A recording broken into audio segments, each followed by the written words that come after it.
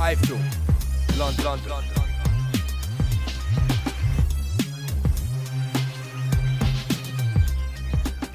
iFILM, London. This is James Holder for iFILM London. I'm at the Park Plaza Hotel in Vauxhall. With me, I've got former WBA heavyweight champion, undisputed cruiserweight king, David HAYE. What's happening, Dave? I'm not bad, I'm good, all's well. Been a little while since we caught up. It has been. How do you think the press conference went today? It's very mellow, very chilled, but I think Derek's in hard training now, and I think the energy and aggression that he had in the prior press conferences, he's actually using it in the gym for once, and actually burning off all that anger on the bags and on sparring partners. So I think he's jaded. He looked in good shape, I have to say.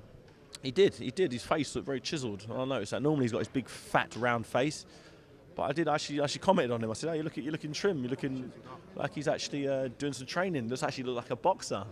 Yeah. So hopefully, I might even see a remnants of a six-pack on the night. Ooh, can you imagine that? Derek Chisora with a six-pack. You're back in the gym training now. You're in training camp. How's that going? I'm always in the gym training. It's not something new for him. He's at the gym, then he's in the gym. I'm always in the gym. I'm always in shape. You saw the press conference. Well, was it last time around? I didn't have any fight coming up. I'm in shape. I'm always in shape. And I think that's the difference between me and him. He does an 8-week training camp or 12-week training camp, whatever it is. But I'm continuously training. I'm always healthy. I'm always in shape, and I'm always not far away from fighting condition.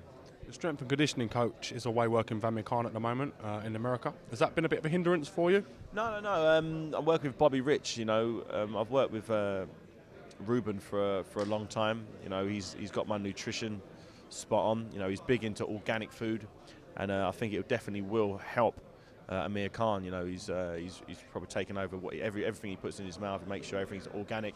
He cooks a lot of the food himself. But I've got a good setup here at the Park Plaza where they cook all my food. We get the same food from the same places. So my diet hasn't changed, whatever. My training's exactly the same. I'm looking forward to. I am looking forward to seeing how Amir Khan performs with working with Ruben Tavares, because he's a very good strength and conditioning coach. Are you going to resume your career now after Derek fight? Is everything full swing ahead? What's going on? Give us a little insight, please, Dave. It's literally just a one-off. As far as I'm concerned, this is a one-off. It was the whole idea behind this fight was to get a fight with Vitaly Klitschko. That was all. That was the reason. It's not because Derek has anything that I want. It's not like I'm going to get an obscene amount of money that I haven't got before, or he hasn't got a title that I haven't got. He doesn't bring to the table anything other than a bit of satisfaction. A lot of the fans around the world want to see this fight. And, Bernd Bunter said, when we was at the press conference in Germany, Munich, he said, "You two fight and Vitaly will fight the winner." His words. That's very true. And so here I am fighting him. So when I knock Derek Chisora out, people will be able to make a nice, clear comparison between how Vitaly dealt with Chisora and how I dealt with Chisora. And after that fight, I think a few people will start to say, "Okay, I wonder how David will get on against Vitaly now." I think the manner, you've heard you say this before, the manner in the way you win the fight is very important. A win isn't enough. I didn't take this fight just to win it. I came here to literally obliterate this guy. So that being said, and the Klitschko fight's available, this is something you want deep down. That's the whole idea. That's the whole idea behind this fight, was to get a fight with Vitaly. That was the whole idea. If the Vitaly carrot wasn't dangled, I wouldn't have fought. I probably wouldn't have fought him. What if that fight's not available? Can you see yourself maybe stepping up to fight? If it's not available, then what else is out there? I've already been world champion before at heavyweight. I've been world champion at cruiserweight. Fighting someone else for a title, does it excite me? Not as much. I don't know. Do you think some of the fighters domestically that are coming up are still a couple of levels behind you in terms of PR, in terms of ability? It wouldn't interest me to fight anyone other than The only reason Derek Chisora is getting it is because I beat him out at a press conference. If I want to beat him up at that press conference, this fight wouldn't be happening. Plain and simple.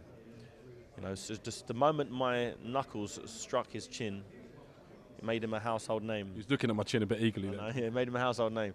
So, I'm the one who gave him. He doesn't realise that. He probably thinks it's something to do with him being clever or being a good fighter. But no one gives a damn. People just know him for me beating him up at a press conference. That's it. He's a joke.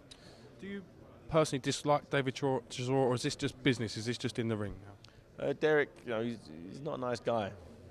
Plain and simple. He beats up his missus. He's been convicted of that. He's attacking police officers, carrying offensive weapons. Check his police record and you'll see that not a very nice man. You know, I've seen how he treats people, boxers. He tried to kiss one on the mouth, he bit one's ear, he slapped one, he spat at another one. These aren't characteristics of a nice guy, in my opinion. Some people might think he's a lovely sweetheart, but I personally think he's pretty disgusting, and I'll treat him that way as well on the night. Do you think this aggressive style, this coming forward non-stop, is going to cause you a bit of problems from Derek? How do you plan to deal with that?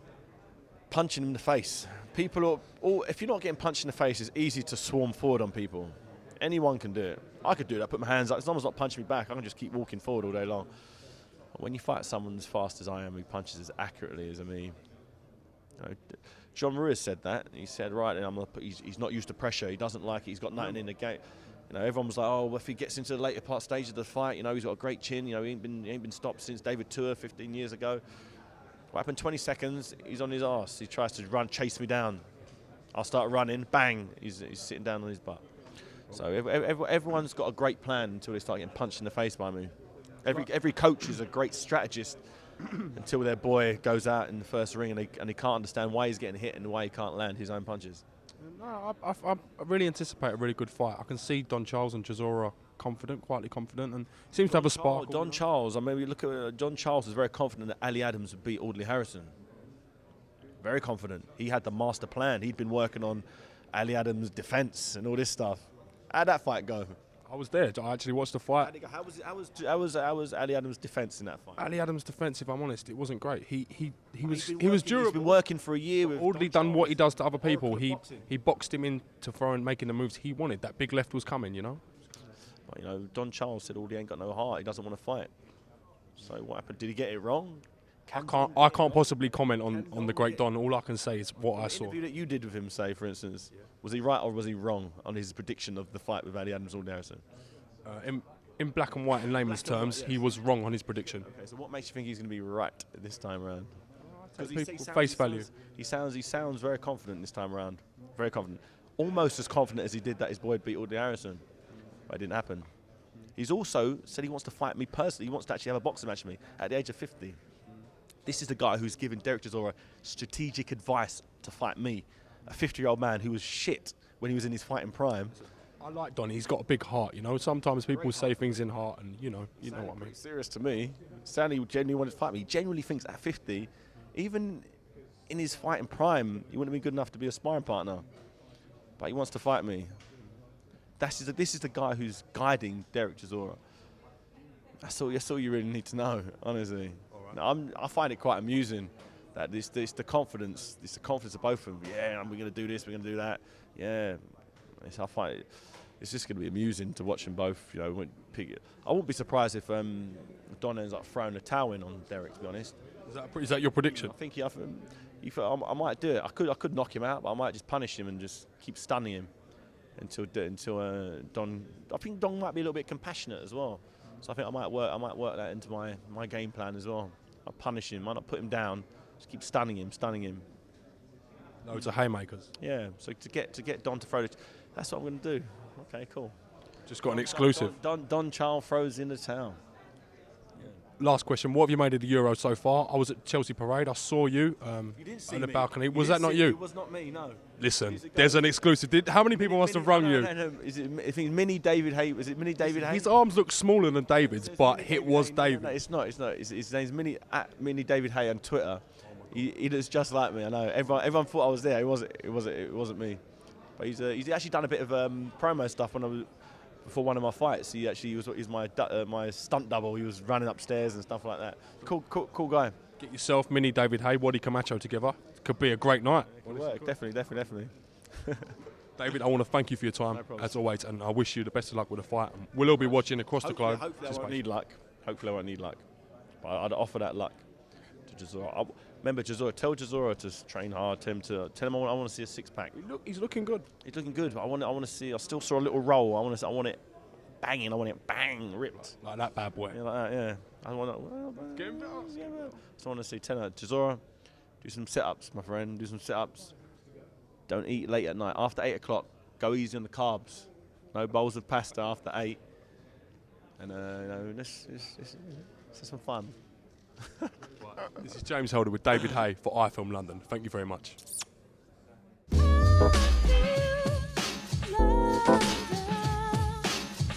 London.